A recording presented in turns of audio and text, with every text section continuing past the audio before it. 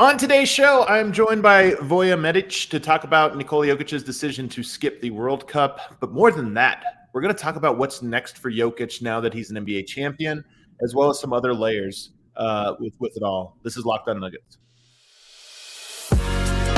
You are Locked On Nuggets, your daily Denver Nuggets podcast. Part of the Locked On Podcast Network, your team every day. What is up, everybody, and welcome to the Locked On Nuggets podcast, part of the Locked On Podcast Network. I'm your host, Adam Madez, back from vacation, back and refreshed, ready to get this thing going, chomping at the bit to be talking about the Nuggets again, which is great. I feel like, sometimes you need a break, and then you come in hot. You come in ready to go. There are all these topics I missed while I was gone. I'm ready to fire them off. Matt Moore is on vacation, so we swapped places now. He carried last week, did a great job carrying last week, had some great guests and great shows. I'm going to try to do the same this week and give you some good Nuggets content Monday through Friday. To help me with that, I'm joined by the incomparable Voja Medic, host of the Nuggets Serbia podcast, Serbian basketball expert, or at least aficionado, and he's here to talk about the World Cup. Voja, what's happening, brother? Hey, how you doing? I see someone says you're looking tan. I'm looking very pale. That's the by comparison. Yeah, I'm good. I'll say the aficionado. I don't want to call myself an expert in this stuff. It's tan. I was in Iceland, so I was not getting any sun. Well, I guess I don't think I was getting any sun. I was in like a road trip, so I didn't go to a tan place, but I appreciate it. Somebody did say give a shout out to LeBron James. That news just came across the timeline. Unbelievable. If you didn't know, LeBron James's son, 17-year-old son, suffered cardiac arrest earlier today. It just came out like 20 minutes ago. So obviously our thoughts go out to him. That's horrible. I'm always, I don't know if people know this. I had a heart surgery about 6 years ago. I have a faulty heart. So this is basketball players with heart issues are something that's always like near and dear to me. So my thoughts go out to the LeBron family. That's a really crazy story. But today we have a really full story, full podcast for you. This is going to be a Jokic cast. And I know people tuning into this are primarily Nuggets fans, though there's a huge crossover between Serbian basketball fans. So I want to say at the top of this is not just going to be a Serbia national team podcast. In fact, only segment 1 will be about that. Maybe it'll bleed a little into segment 2. But I think it's interesting whether you care about the Serbian national team or not in terms of understanding Jokic and where he is right now. I thought DNVR and Matt Moore did a great job yesterday about talking about the different layers and, hey, Serbians feel differently than Americans do, and you have to kind of respect it. But there's some other layers I want to get to here, Voja. But first, I just want to start with this part. Were you surprised by this decision from Jokic? Not really. I can't really surprised. Disappointed, yes. Or just we'll talk about emotions. Not surprised because I had a feeling when he came into the playoffs hurt with the wrist, I thought honestly he might have to have like a procedure or something, and I was like, he's dragging this for years now. This has been the Warriors series too, like that 2022. So I was ready for like some injury, the nagging injury to be a situation. So no, but I was hoping honestly, especially with how he finished the playoffs, that might not be a factor. And it turns out it wasn't that. It was like other factors. But I wasn't surprised. Yeah, I wasn't surprised at all, to be honest with you. I mean, this was the longest year, obviously, that he's played, and I just thought the rest aspect. I know some people don't really like that, whether you like it or not. I just think it's a real part of this. I will say, Jokic's timing, I think, is kind of interesting because there's often times where even with Nuggets, I feel like I want something from Jokic that he almost understands the bigger picture to, and I do. The one thing I'll say is, I've seen a lot of takes from Serbians saying, we know we don't want him. He's chosen not to do this. Look, again, I can't tell you how to feel. The only thing I'll say is I remember that sentiment in 2018 or one of those years when he first missed. 17. And then he came back. Then everyone was like, this is the greatest. And then he skipped again. And then he came back and last year helped qualify for the World Cup with that incredible game at Stark Arena. I just think it's going to be like this. And I think my big take from all of this, Voja, is when it's all said and done, Jokic continues to bring me things with the Nuggets that are better than I could have drawn up myself. And I honestly think the same thing is going to happen with Serbian basketball over time. At some point, the story is going to be better than what people expected. And it's not going to be on the timeline you drew up. but I still, do you kind of share that sentiment? It's funny. Well, that's the thing is like I'm not with him, especially how unorthodox his career has been. I don't want to write off anything. It's really hard. Like I've been not struggling, just like thinking about over the last couple of days about just so many layers and situations. And again, the thing is, he said something. He said something about we like to win a lot more than like any just a sport itself. Right. I personally, to just go on to some first like this context and stuff before we go into my disappointments and my opinions. I've always been able to just separate the art from the artist, like in general. So the stuff that stuff that players do off the court, a lot of times I can like put aside and not in like not in something like very, very drastic, but like I'm watching him play, and people a lot of times because I host this Nuggets Serbia podcast think Jokic is infallible and like he's the perfect everything, and he never does anything wrong because I just love because he's my favorite basketball player. But of course, no one's perfect, and he's also human. And there's reactions. There's a whole lot of spectrum of reactions to this. And I don't want to write anything off with him because again, we've seen 2017. It was go flip tires. This 2021 was like, well, it's 3 weeks, but you have some of these guys jumping on the plane and playing in the Olympics, and then 2022 you have the full Nuggets jerseys in the stands in Belgrade, and it doesn't matter, you would go into the Euros, and then it's like, well, he couldn't lead us to Euros, and now it's just like, well, he's not playing, so he's bad again. So that part doesn't surprise me. That was like, we were ready for this. It was like the Game of Thrones, brace yourselves. Do you feel like there's any self-awareness though too? Because I understand sports fandom and the like, you love a guy, you hate a guy, you love a guy. Like as soon as he does something good for you, love him. I mean, the Joel Embiid whiplash from 76ers fans this summer to me is comparable, where it's like 4 months ago they were arguing he's the greatest center of all time. Right now they're arguing that he's like the biggest fraud or whatever. Like the slingshot is crazy. Do you feel like the slingshot that like now there's almost a self-awareness to, all right, the people that are doing this are maybe a little more volatile and living in the moment a little too much? Yeah, I mean, I certainly do. That's from my perspective, and I think a lot of people have that perspective. Thing is, like, again, because you said it, it's fandom. It's hard to explain. Like, we'll get into like explaining like the meaning of the national team. Like, I am certainly not because I moved away at a certain point, and like when I was there, like it was even hard to like, I was on the tail end of the successful years, so that like fervor and that fire wasn't even, it was just I caught the last like the dying hearth of it. And I still feel like every time the Serbia plays, like I never have the knots in my stomach like when a Serbia plays, like when Jokic plays, like someone that represents the country. And that's something, again, it is really hard to like, I don't know if how much people understand here, or because again, for national team it's different. I always say it's maybe similar to like a college, like something your hometown is representing, like so on a smaller level, like a Colorado, like something on the state level, because again, America is so huge, and that's why I think the national team situation is a bit different. But again, it's really hard to I don't how would I say, I'm not condoning anyone that goes too far. Like I've seen like very, very too far things being said, and that's like, and I think that's the outliers. Like in everything, you have like you said the Sixers fans that went too far with Jokic discussions this year on the NBA level and other players on the NBA level, and then you have like the rational stuffs in the middle. It's like the Gaussian curve. Like you have the middle that's more average, and outliers on both ends. Like you have people that are saying good, he's not playing because of government issues, and then you have people that are like cussing everything and speaking like despicable things on one end. So I think it's complex like anything else.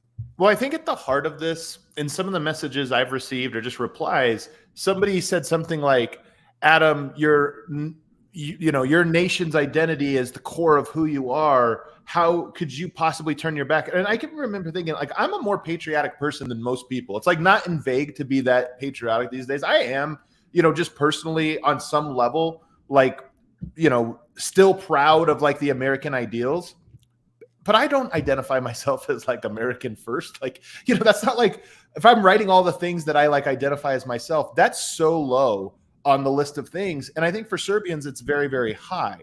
And I think that's part of what's different here. So when people are telling me, about answering a call to your national team, I'm thinking, I understand that you feel that way, but you have to understand that fundamentally that's a different mind frame than what an American feels.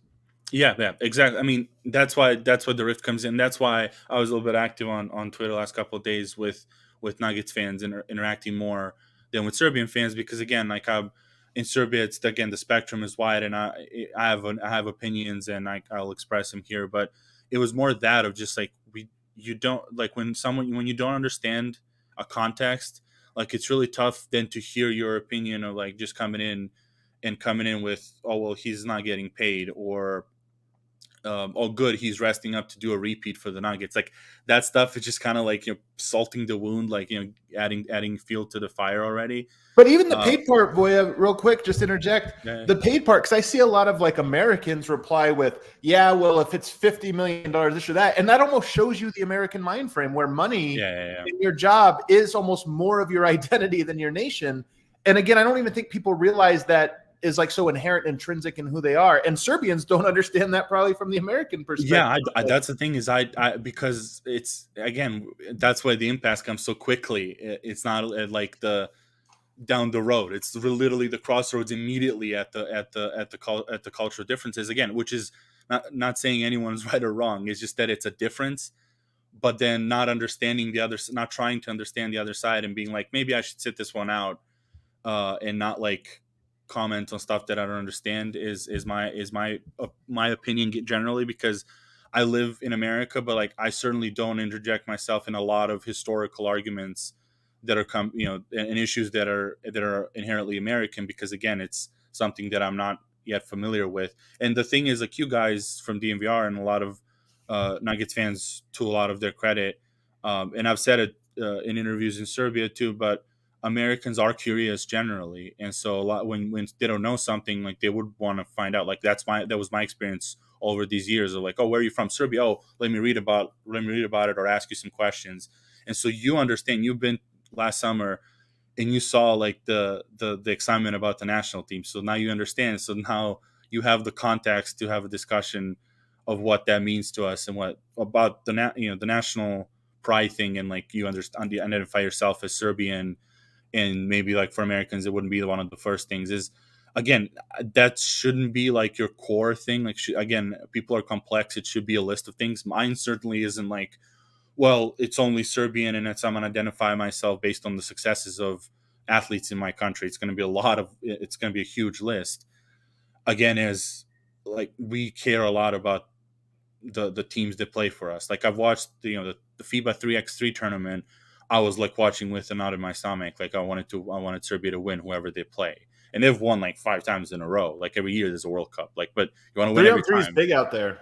It's the sport. Like, if I was to have to say like what's the sport that has been played, like I think 3-on-3 has been played more than 5-on-5, even accounting like professional basketball back home. Like crazy. It's just how it is. And then it's like, okay, it became an Olympic sport. We basically got it to be an Olympic sport. And they lost one game in the Olympics. We were bummed out, and they won bronze because they lost in the semifinals. And we were all bummed out based on a young sport that's just been there for around a few years. Again, it's really hard to like articulate. My first jersey was a Stojakovic jersey from the national team when they won the World Cup in 2002. I was 80 years old, and like that stuff sticks with you. And again, as I said, like I've gotten the tail end of it. Right. And so that's the hunger. Like we've seen water polo, volleyball, like women's basketball, a lot of these, everyone wins, and a lot of them come regardless of the pay. It's like again, it's just tricky because America is so huge, and I understand why it's not. For me, that's the main core. It's just so huge. Yeah, they have a comment here from Seoul. The U.S. is too big to know itself. I mean, this is so true, and like Serbia is much more homogenous. I mean. Yeah. In a lot of ways, culturally specifically, but even ethnically and religiously and all these other things, significantly more so than the U.S.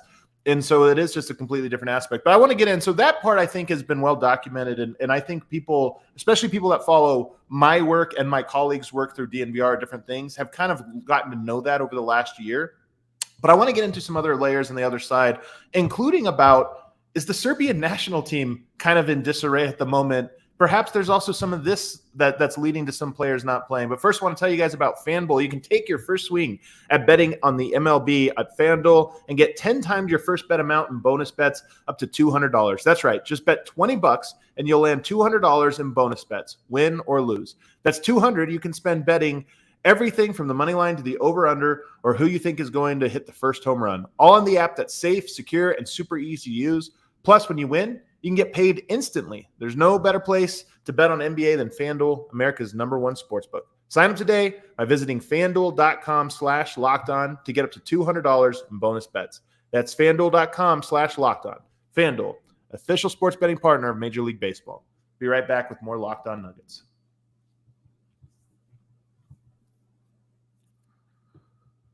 Back here with Voja Medic talking about Jokic here. I want to ask something here about the World Cup that I think is a little more interesting because he's not the only one that decided not to play this time around. Yeah. And there have been some rumors, and I've poked around from different people. You've talked about this before. A lot of the sports publications in Serbia are pretty unreliable. They'll print rumors that are, I mean, it's almost like ball sack sports. It sounds like it really is sometimes. Oof, it's really rough, and I don't even know exactly who to trust. I would say this, as far as Jokic side of my disappointments and stuff, is because of the state of the media. I have every time he decides these things, I wish he would come out and say it. Not that we hear from the portals that I really don't trust. So on Sundays, news was starting to come out, and I'm like, these are so unreliable in the way they write it and the way that they report it. Even the press conference quotes, you would hear an actual quote and then you see the reported quote and you just see it miss maybe one word or one context just to incite the reaction. You have to study an article to figure out what is being extrapolated from what concrete quote. You remember the one with the championship team is falling apart, 8 players are leaving, and it's all the back of the bench. Oh, right. That was the article. They're falling apart because they don't want to pay Jack White and all these. Yeah, so that's kind of the stuff they can. Yeah, somebody said the Nuggets roster is falling apart because they lost 8 players, and they cited Jack White, Ish Smith, as if those players were players. The Nuggets are falling apart because they're gone. But I want to get to this part here though, because Serbia is more traditional than the U.S. And actually, first I want to get to the media part and say one thing.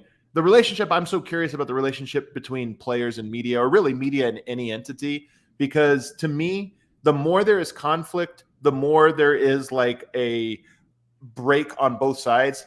Mm-hmm. There should be a healthy tension between those two.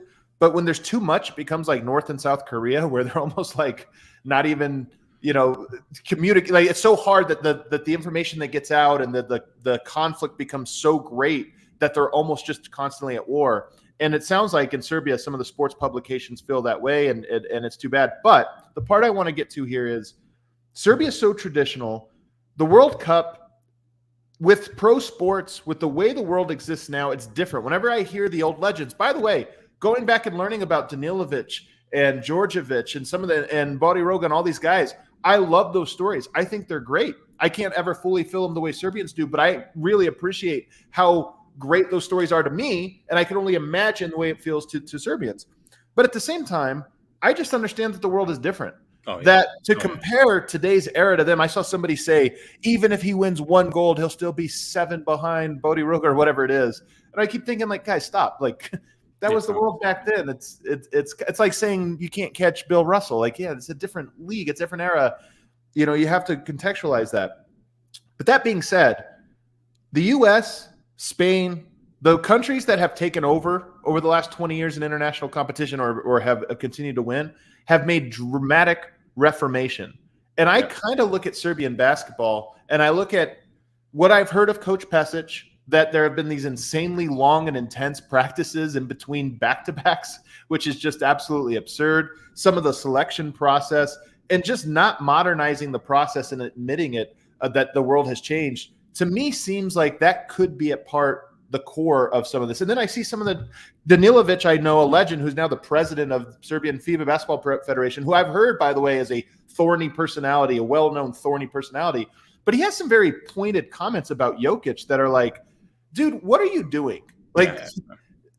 you can't force the square peg into the round hole on this. Yeah, so I will start off. I want to touch on that too. I want to start off.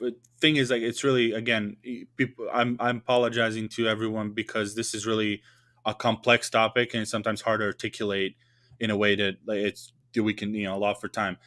It's I'm on on a lot of spectrums. I don't think anyone is on one side. It's the fault of anyone. Like, Jokic could have played, and then now we're gonna go into the federation stuff. I agree. Spain took a lot of doctrines that we have, that Serbia is put forward over the years. You talked about Alexander Nikolic in the documentary. That's the put forward a lot of stuff, and Serbia was always at the forefront, and we still do like coaching clinics and stuff. Problem is, again, is that I think personally that we're stuck still in the old school days as far as style of play, how, again, the national team is selected, what kind of factors come into when selecting guys. Spain took our stuff, put it forward. Honestly, like what US is doing this year, it pisses me off because if they keep doing this, they're gonna start like actually putting together runs of like so many competitions in a row, not just based on, oh, we're gonna put Steph Curry and LeBron James on the team. Like, I don't know if people have been followed like what USA team has selected. It's like a lot of young guys coming up, like fringe all NBA, fringe all-stars, to lead this team, which they have like 7 or 8 year career in front of them, on the select team to come to spar with them.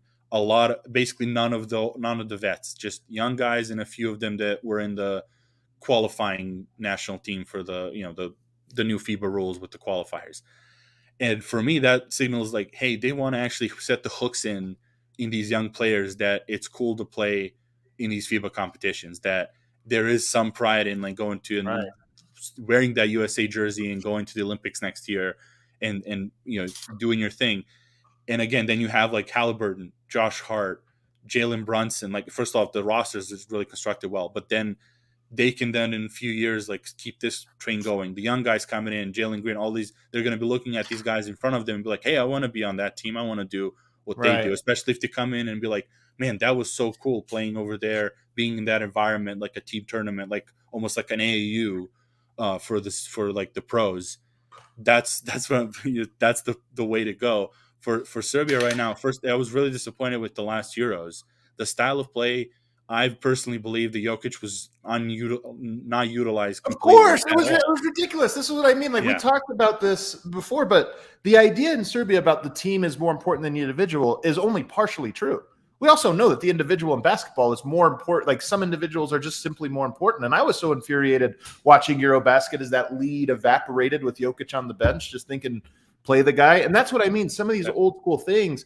But I even just think the idea of like expecting the same level of national commitment from guys who weren't in the NBA back in, during wartime, weren't in the NBA, in a world that exists differently, to nowadays where it's like, no, man, basketball has become a different commitment than it was back then. Just full stop. Like, back in the 80s and 90s, Larry Bird personally dug a driveway in his summers. Nowadays, guys are like, working on their body almost 365 days a year. Just things are different now, and it takes a different toll. And again, you don't have to like it, but you should accept that it's the way the world works. And I always get frustrated with people that just don't accept the way the world is. You have to learn how to work with the things that can't be changed. Exactly. It's different. A lot of actual dates when the competition is played are different than it used to be.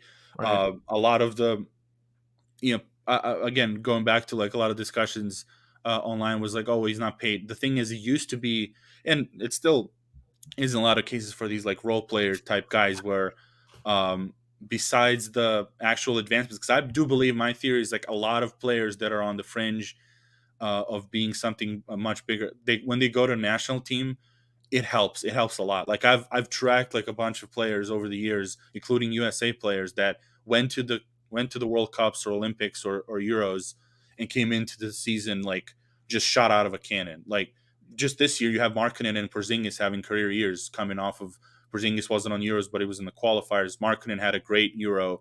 He came in at his, like, obviously you can argue like maybe you would have done the same, but there is like a clear correlation. Like, 2010 USA team. You have Rose, Westbrook, Durant, like all these on the verge of things coming in that year. They all had career years. Harden, I think, Iguodala, The Tyson other thing Chandler. about that year was that in many ways it propelled those guys to new heights. Like if you remember, that team was called That's the what I B mean. team. Yeah.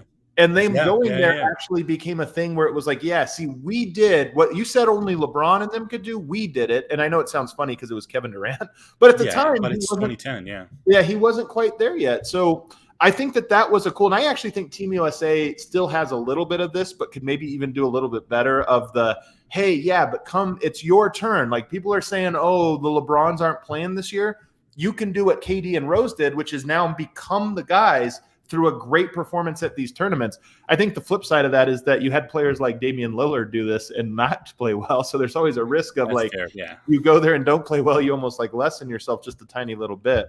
But for me, that's the big reformation with Serbian basketball. I would love to see them. Tell me what you think. I mean, I'm kind of in love with Jelko Obradovic. Every person I've ever talked to about him, just like every story is like this guy is like Jesus. So I'd love to see him back. But if not him, like there are so many great young coaches. I think you need a young coach. That's for me. That's for me. I would love to see young coaches with innovation. You talked to Marko Barac, that was on the Nuggets summer league team. Of course, I think he's too young to be like the main guy. I'm saying like Why? collect. I think I think the experience of leading, because he's just gotten to be like the mega team, like on the higher levels. Like he's 5 years older than I am. Like he's very young. But I'm saying but collecting the coaching staff. Ogie's now on the coaching staff this year. So in my head, I'm like, okay, you get Ogie from the Nuggets with that much. Is? Yeah. You know, cool. They talked about it yesterday on the press conference. He's one of the assistants now. Shout out also Dave DeFore. He's in Georgia. I saw that. Yeah. He actually called me. Yeah, and so my thing is, again, because going back to last Euros, the lack of utilization of Jokic, not just in minutes, just the way they played. We are still playing the traditional. He's a center. He's going to do center things. Like how over the years we've seen him do go off the curls, inverted pick and rolls, like coming off the dribbles, like pushing the pace. Like for him, it's just like that's even when he was with 2016, that was one of those things. Like we were really quick with the ball, but it was always guard oriented. And now it's just the world changed. The type of players, we're now top heavy, as in the forwards heavy. What are the innovations? Like you have Spain just always innovating stuff. Like every freaking tournament, like they won World Cup and Euros. Like it's but that's even strategically, Voja, which I think is more just like, do you have a good coach or not? You can be an old school coach who can innovate, but I think it's more cultural.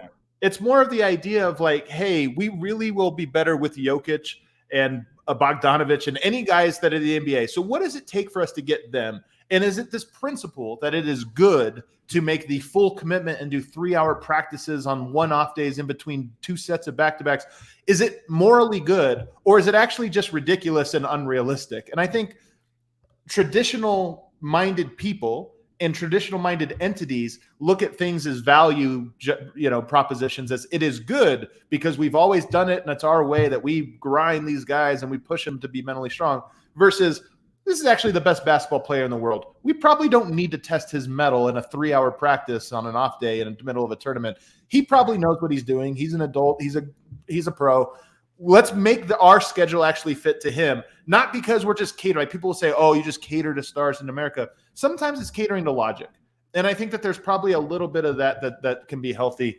And then that goes, again, probably more to the top. Jerry Colangelo, when he took over Team USA, I think understood that the world had changed. And even though he was an old school guy, he started putting in processes that said, we used to value this. We no longer do. How can we adjust to get the same result with different sets of values? And I just think Serbia probably has to do that. And again, I'm an outsider, so take everything I say as just an opinion with a grain of salt. But it does seem to me like perhaps there's some of the leadership at the top, including a coach and a head of the federation, that maybe is not the person to be able to steer that mentality and spiritual shift. I believe that. It's like people are talking about Danilovic. You mentioned Danilovic as a thorny personality. Obviously, Pasic is old school, and you're right. Like old school doesn't matter. Like you have old coaches in the NBA, like always putting something new in. And again, that's why I was disappointed, because I expected, again, because they did invite some younger players on the staff last Euros, I was like, okay, they brought up young players. We have a very interesting team. Vasa isn't like traditional point guard. Jokic is basically your point guard anywhere on the court. You have essentially a Nuggets type team around them, Kalinic in the Gordon role, all that stuff. I was a man. You just have a playbook, like you watch Nuggets games, and it's not catering. It's just logic. Like, hey, Jokic is against these type of players, and against this, he's the best in this way. Or like, okay, Italy's coming in. They're a small ball team. Like, why do we then don't look at all the teams that do it is just small ball? Again, we have Smailagic this year is like very versatile guy. Like, will we see him at the 5 this year and just do small ball and like spread out people and do basically what Italy did to us? Just like he can shoot, spread out, pick and roll, a lot of room for whoever's left of the guards. That kind of stuff is that we didn't see. The plan B parts of like the unpreparedness was what disappointed me last year. And as far as Danilovic it is disconcerting, and like people have been telling me, because when they saw that I was going to come here, like, hey, mention like a lot of mitigating circumstances on the Jokic side of, again, from a personal level, at some point you just get fed up because you come in 2019 as the first team All NBA. You're not a center, you're a backup power forward on one end, and we're all like Serbia. Everyone in Serbia is like, what the hell are we doing? Right. You come in the next time and you're like, well, he's the main guy, or like right. Pešić comes out and says Kalinic is the most important guy on our team to like whatever do the no one's bigger than the team kind of situation, and then you play 29 minutes in the closing game. And again, on my end, I'm like looking also Jokic being like, dude, why don't you speak up? Like, why don't you stand up and go and be like, let me get in this game, we're losing, I want to go play. But then he's more, we know how he is. He's more of like, I'm going to listen. The coaches have he's going to listen to him alone. He's going to be in his role, whatever they tell him. And that was and then Danilovic going in and being like, after he wins the title, comes out and says basically like, well, I don't know if he's the best in Europe or the best in Serbia ever. You're like, right. Those just things say it. That's the thing is like, even if you don't believe it, just say it at this point. Like you wanted something that no one ever He's did. Speaking, by the way, of Danilovic, the head of the Serbian Basketball Federation, coming out and saying that of Jokic. Basically, I'm not sure if he's the greatest Serb currently or whatever. Like, and then this was for me was like the cherry on top was on the press conferences. Again, they spoke about why Jokic isn't playing, and again, we didn't hear from him. I'm disappointed in that situation. Pešić was like, well, he's not mentally ready, physically ready, which again, we can all understand or don't understand because we've never been in any close to situation, and none of them have in the basketball sense. And then they asked Danilovic, like, what are the expectations of, not of Jokic, of what are the expectations in the World Cup? Like, we're going with this, what team, like, what's the medals? Were they expecting an answer of like medals? Of course, we're battling for. And he's like, well, I expected Jokic and Vasa to play. Right. Like, Let me do this though, just because our American audience, your Serbian audience, I think is going to love this, but the American audience is going to get lost with all these names. So I do think that the head of the Serbian Federation, Danilovic, he to me would be like Michael Jordan. Not in terms of talent, like Michael Jordan's the greatest. Danilovic isn't one of the greatest, but he was a very good player. I just mean in personality. He's old school. He's kind of a cocky, like arrogant, back in the day, old school kind of guy. And he's steering the ship. And then I think Pešić is almost like Jim Boeheim, another guy who's like glory days were maybe well behind and might just be old school and not really flexible. So if you had Jordan and Boeheim running USA basketball, it would be a disaster. Jordan would be talking about every player. I say for the prickly side and the confidence side and stuff, I always say that because we hear a lot of, all the players, like even like the ones we consider not good are like so confident, because you have to be to get where they've gotten in their careers. Like you have to believe that you're the best. And from the Danilovic perspective, internally, you're like, no one's better than I was ever. Like I'm the best. It's like, I understand that part. But again, you're the president of the federation. You're not just a retired basketball player. You're supposed to lead the country or lead the federation in every way, including at the press conference. Like imagine Kroenke being like last year after they lost to the Warriors, being like, well, I expected Jamal to play. Right. He was healthy, like they cleared him. Why didn't he? That was my expectations of this playoffs.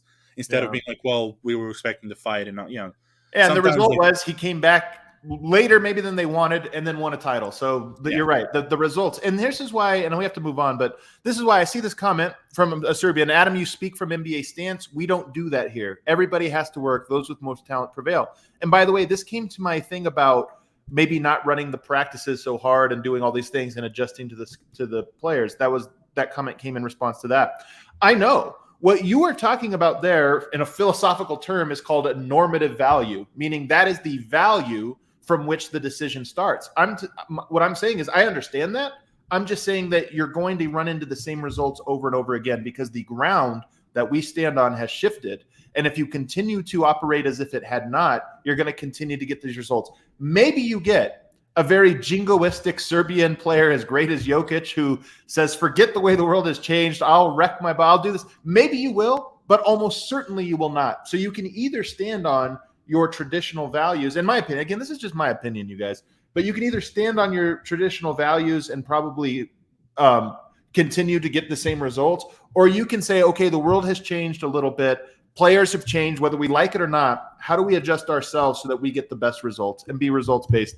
Maybe that's culturally just those lines don't cross. I don't know. I'm just telling you the nations that have had success have been the ones that have acknowledged that. Well, the thing is that core principle doesn't have to change. That's the thing is you can evolve around it. That core, like I would argue like Malone is your stubborn older school coach. Like that core that we talk about earning and like, you know, not being ahead of the team. Like Jokic and Murray had to earn. Like that was the thing that was talked about during this playoff and championship run, how the Nuggets were built organically. And that's, again, that core is very similar to me than what we're talking about for Serbia. And I believe that it could, like, you just evolve, you know, some ancillary stuff around that core, which still can work. Like it doesn't have to be like, well, we're not going to practice or what. It just, everyone is, you know, the talent will prevail. Everyone is a part of the team, but you cater your team based on the abilities of your players. Like the good coaches adapt to what they have on the court. Like, again, traditionally we've had great guards. Now we don't anymore as much. So why don't we change the style of play? But you don't change the philosophy of the talent and the team prevails. It's just you steer into the style of play that'll cater to everyone the best. And so it's that's again is even though like I know, you know, that you're from the outside, like that core that people are commenting about can still be there, and you just evolve around it with the world. We went really long on this part, and I think Nuggets fans are going to want to get into some of this other stuff. So we're going to go long today, but get into this part. I want to talk about what's next for Jokic.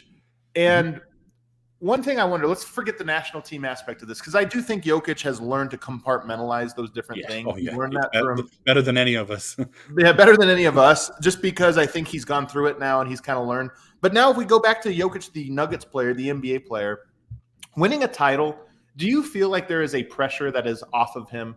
That, I mean, he never shows the pressure, but do you feel like Jokic will be a meaningfully different player now that he doesn't have that pressure of having to win one? Oh, that's I mean, generally you would say no, because you see a lot of these guys like, oh, we won one, we won another. Like, you know, you push forward, doesn't matter. There's a difference though between drive and pressure. Oh, fair. Yeah, I believe there's going to be. I think he'll feel less pressure. Again, he doesn't speak it, but it's there. It's naturally there. Like, there's no way to not be. So I believe so. I think they push through. Like Embiid has a lot of pressure coming on him next year. Like, I don't know how he'll respond to it, but he's going to start having more and more pressure every day that goes by. Whereas Jokic has already climbed the mountain. I just want, and now he's entering his prime, or still in his prime. And I just kind of wonder, like, did you see who was it that threw that pass yesterday? That Spain guy. Yeah, over his shoulder, then tapped it. That was the crazy. I think that might be the single best pass I've ever seen. It was an accident too. Was it an accident? Okay. Well, he tried a behind the back pass and he hit his own elbow and the ball went high, and then he did the. I just wonder if we're going to get Jokic with the quickness in that in that scenario to think about that. Yeah, it's already. I mean, look, Jokic has already thrown some crazy passes, and when he's in preseason mode, I get where this is going. Yeah. And some people have told me that in practice, like, you should see the stuff he tries in practice that he'd never try in a game. Part of me wonders if this year we get that. If this year he's like, you know what, I'm going to dick around a little, throw a couple crazy passes. I'm all for that, because I said this year, I think at one point, because they showed like career highlights or something big, and there was a lot of like, and I clipped a few, and I'm like, man, I missed this Jokic when it was just like, let's see if this goes, when the Nuggets were like going in lottery or like we're close to the playoffs, like when it wasn't basically like 2016, 2017, 18 years, like he would still remember like the behind the back between three guys, or like the Jamal Murray, like, over the shoulder thing. He doesn't try it now because the responsibility is to win, and you don't want to mess up some pass like that during a game. I would love to see that happen. I would love to go be like, let's dick around and like, let's see if this between the legs thing goes. And I mean, if you're just less worried about not that Jokic is obsessed. I think he cares less than most stars about what other people think. But I do wonder if it's even what he thinks of himself. Like, okay, we've won, so I'm afforded a longer leash to try more Sambor shuffles or to try more like crazy stuff. And I just kind of get the sense we might. I just wonder if we'll get it. And then I have another one for you. Marko Baric, I did this series of interviews on the DNVR YouTube channel. You can go check out. One of the things I really thought was interesting is he said there were two things that define the Serbian mind frame. And the first one was a not, right? Everyone counts us out. That's when we're at our best.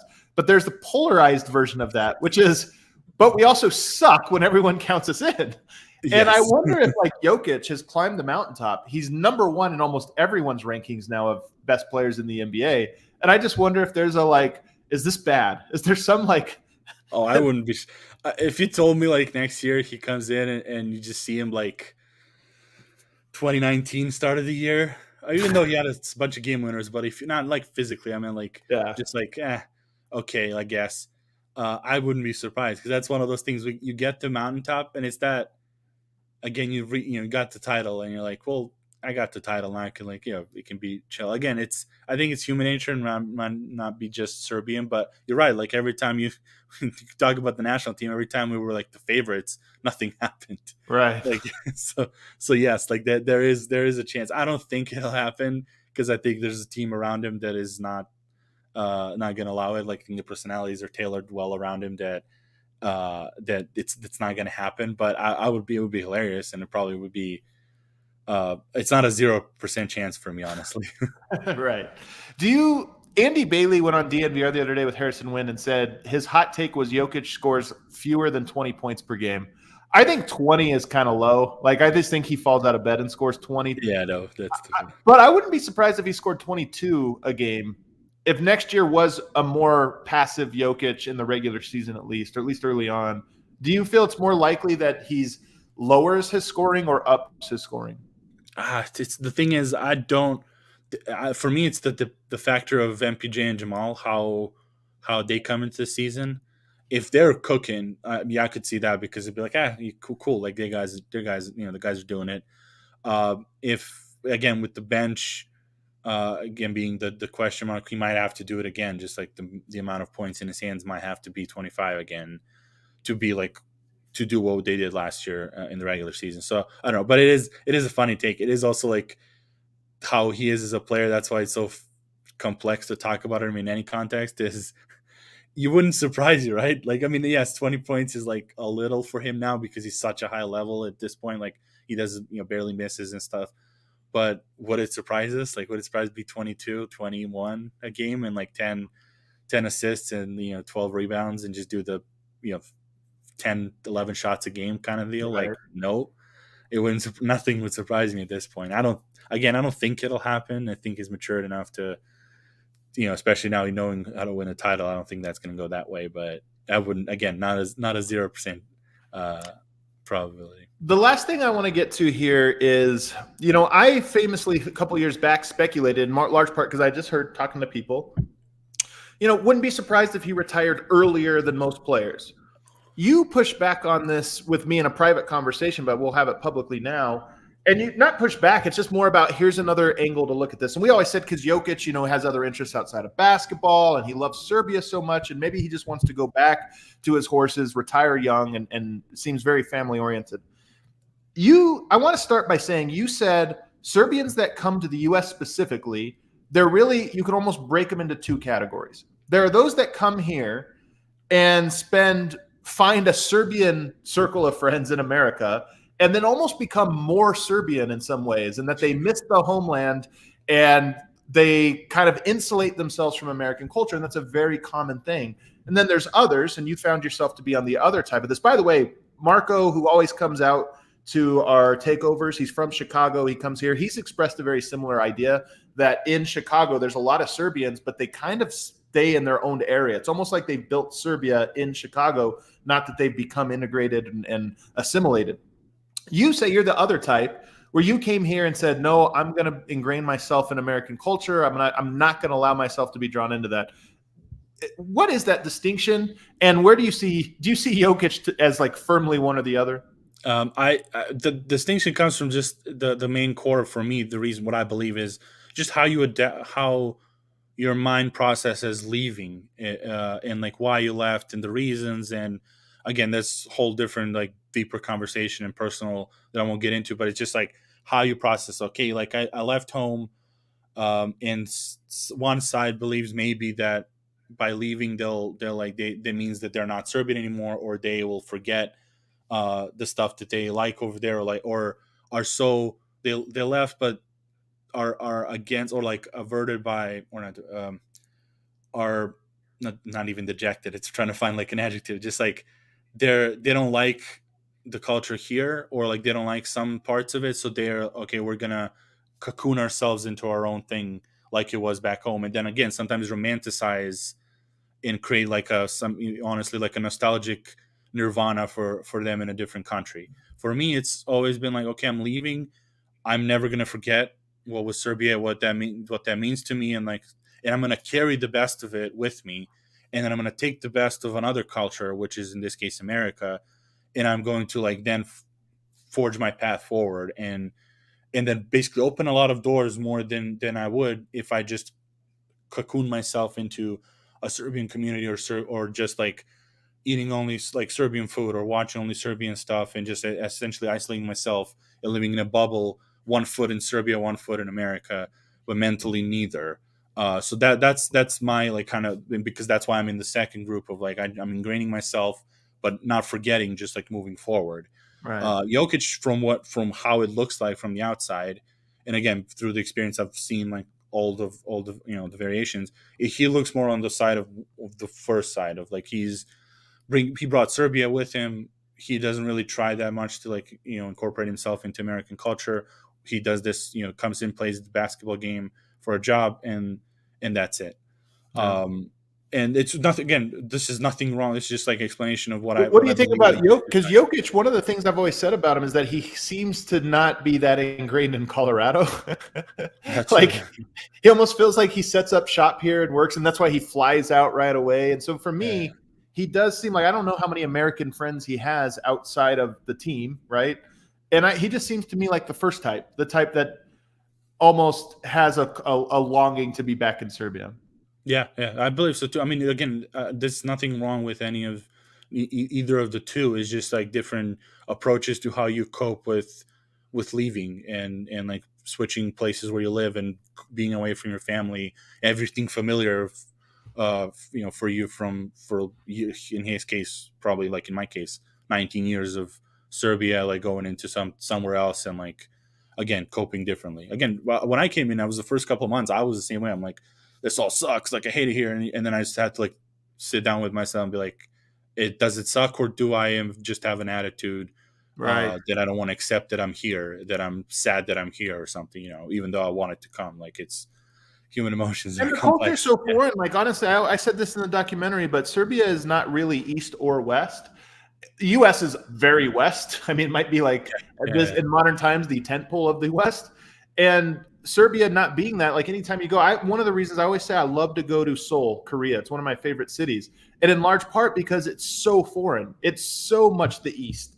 And all of these little differences, they're so strange and in many ways, to me, bizarre. And I almost like that because it makes you think about the things you take for granted as just like normal and universal. You see them done opposite and you're like, I thought this, what can I learn from this? But other people might go there and say, they're just too strange. It's weird and like not like it. And I almost get that that's what you're getting at, that there's a lot of Serbians that come to America and go, that place is too different. It's weird.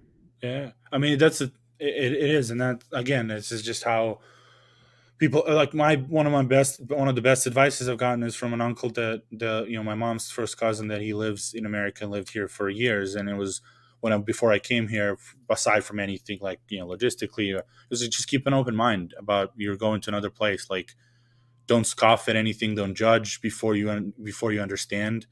And that's basically the mantra. I've lived here in America for so long, just like, okay, maybe I don't understand it right now, but like maybe I will, or I'll give it time. And if I still don't understand it or don't like it, I don't have to incorporate that into my life. But there's a lot of things that I've incorporated from America that are awesome. That's why I was like, it's interesting that, again, we're talking about this in the context of Jokic retiring, because again, he's kind of how he left right after the parade and stuff. It's kind of like when you come here for school and you just leave as soon as the semester's done, go back home, right. Go for summer and then come back for school year. And that's kind of how it felt, how it looked like.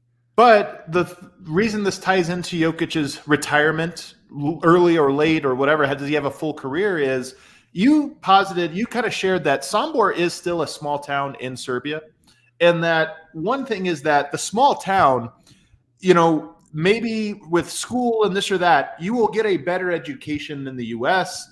You will have maybe a more global perspective. And even if you end up back in Sombor, there are things that can be available to you or to a family, like healthcare, like a higher level of healthcare, especially if you're rich in America, right? Not for everyone, but certainly for people of Jokic's class.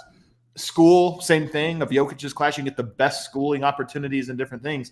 And that as he starts a family, there might really be a reason to say, hey, living in both places, as opposed to just being back in Serbia, living in both places is maybe a thing that appeals to a person who's so family oriented. Am I kind of expressing your thought on this correctly? Yeah. So my thing was, when people are pushing or doing he's going to retire at like 30 and go back to Serbia, we'll never see him again, is, again, with like all the conversations today, is nothing would surprise me. Like, none of the decisions would surprise me. I personally believe that, again, his wife came in to college to play volleyball. I just believe that she understands, and then I think even they understand, like the especially because of the money and riches. They're starting a family. Ognjena was born in America. She has a citizenship here.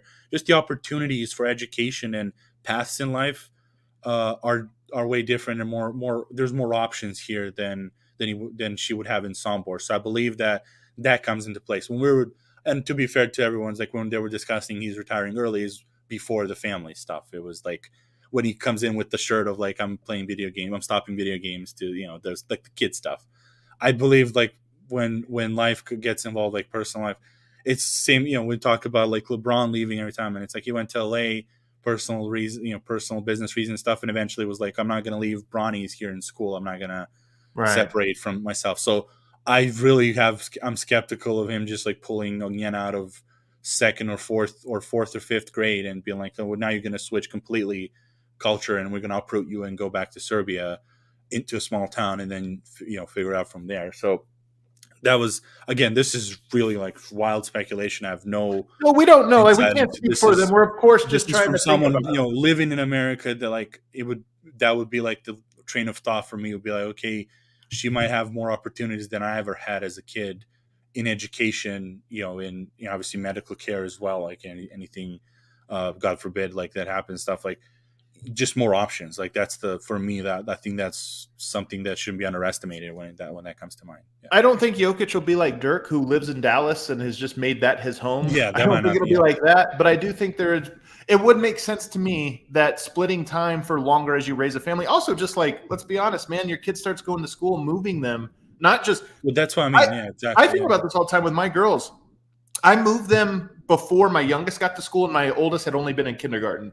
That wasn't a tough move because they hadn't put roots down. If I moved them now, when they've already both been in grade school for a couple of years, it would be so much harder. If you extrapolate that just from a whole nother country and culture and everything else, that becomes even more difficult. So there is a chance that Jokic maybe looks at this and says, hey, splitting time between Serbia and the U.S. really suits a family, and there's a lot of opportunity, and maybe that's one reason that both he and his family would choose to stay in the U.S. a little bit longer and play his career out a little bit longer. On top of, oh, by the way, Voja, he might make $500 million in the next contract that he signs. Yeah, exactly. Well, yeah, just a little like incentive. Exactly. That's like another one. It was like, okay, he might retire early, and then one thing is like, well, why would he say no to $500 million? And the other thing is, again, because it's funny because the NBA season does correlate with school years, so it wouldn't even be like that different to just you play out till you're 35 or 36. Like that's because we're talking an early retirement as in 31, 32, Right. the last contract expires, and I believe that he will continue it. And again, with the style of play, that's the thing is like with the style of play, like he could probably go further. Like he could go 38 if he wants to, probably not maybe like on this level, just like interesting. So yeah, that's my just like wild speculation based on personal experience.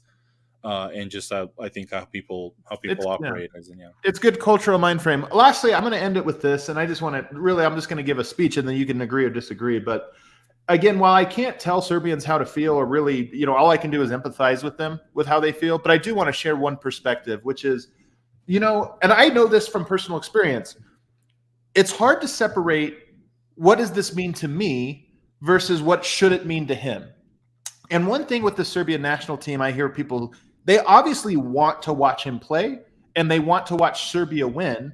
And that is both a selfish and unselfish motivation. It's selfish because why do you want that? Because it feels great. Yeah. It feels great when they win, and I want to feel great. But then there's this other layer of, because people will say that's him. I saw in the comment, and I think somebody's been in my mentions using the phrase answer the call, right? Answer the call because you represent the country. This is his chance to represent the country. I would argue that Jokic has represented Serbia as well as just about any national team player in a different way. And what I mean by that is look at how interested and invested DNVR and really half of the Nuggets, not all of the Nuggets media, but a lot of people in the Nuggets media and Nuggets fans have become in Serbia. We've all fallen in love with the country and the culture and all of these different things and really created a brotherhood over the last several years because of Nikola Jokic. So I think the answering the call portion of this, to me, again, I can't tell you how to feel and I only can have my perspective, but the answering the call part to me rings a little bit hollow because he has in many ways done the thing you're saying he should do. He's not doing it in the vehicle you would like, because through that vehicle, you get the second part, which is you get that feel good, which again, as a Nuggets fan, I have selfish reasons for wanting him to do Nuggets stuff. So I get this isn't a judgment, but I would say I just think that Jokic has represented Serbia very, very well in a lot of ways and shined a light on the country in a positive way that wouldn't have happened otherwise, whether he does or doesn't play with the national team. And oh, by the way, I do think he's going to play with the national team again and win a medal. I agree. So that part, I believe, like, again, for me, everything has layers and like actually, like, I was kind of laugh at like the Richard Jefferson blame pie, the pie chart of like percentages. And I do believe that representing the country and answering the call are factors in the whole. So I agree with you. Like I put Sombor on the map. Like no one would have known where Sombor is specifically. How he represented Serbia, similar with Jokic going out into the world and basically being an ambassador in sports and for the country. The part of it is playing for the national team as represented, as what we talk about the term representing Serbia is playing for the national team. And there's factors. And the thing is, I always push back also on he has a responsibility or like he owes the country to play whatever because he grew up in it. And it's from that, again, a much deeper political whatever. My thing is the country has a responsibility to young people to develop them and to invest in them, and so they can like grow up to be the Jokic, the Jokovic, like all these guys. The playing for the national team, however, for me is he also said it in June when I asked him. It's the privilege, it's partially responsibility, as in honoring the history and then pushing forward. What you talk about when you talk about the ABA and the Nuggets and Alex English and building off of that history. And then this Nugget championship was all of them together. And that's why I think is like, that's playing for the national team. What it means, at least what it would mean to me would be like, we've had all these legends before us. It is an indescribable feeling because again, we watch it and it's a way different feeling you watching it than watching anything else, than watching the Nuggets, even though I was like jumping from joy when they won. And a lot of Serbia they were broadcasting the parade on Arena Sport. Like, that's how far it has gotten with him and the Nuggets. But I do believe representing part of the representing the country pie is playing for the national team, because it does have effect to, again, difference. Like, I didn't watch NBA as much when I was growing up, but we did watch the national team. Different country, the TV rights, like you're not watching the time difference, everything. So that also springboards like a new generation to come play, to watch him in a jersey and be like, hey, it's kind of like the representation. It's like, oh, that's the guy that is like me. I'm from the same country. He's doing it on the same court. Again, I think what he did with the Nuggets also is a big factor in representing the country, being the ambassador. I just think there's like also the part of playing for the team that's I think it's important as well. Yeah. Alrighty, that does it. We went really long today. Every time I miss time and then come back, I always go super long on shows. It's like hard to remember the rhythm of keeping things going very quickly. But I will be back all week. Voja, thanks for your insight on Serbian culture. I always think it's interesting, and maybe a new perspective on why Jokic might hang around a little bit longer than we thought. Prayers. Hopefully that happens. Oh, yeah. And if he plays till he's 36, 37, that's good. Yeah. I think we're going to get a lot of championships. So I hope that happens. Voja, thanks so much, brother. Yep. Thank you for having me.